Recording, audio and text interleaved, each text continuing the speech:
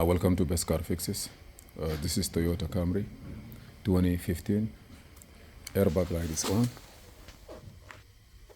and the reason why is because of this.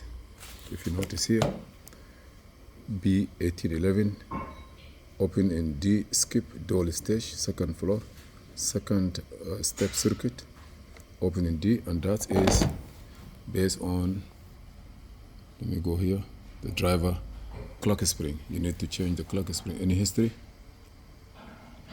open in right, skip fault, that was history for the seat. So what you need to do is go back, clear codes. Let's see if it's gonna clear. Yes,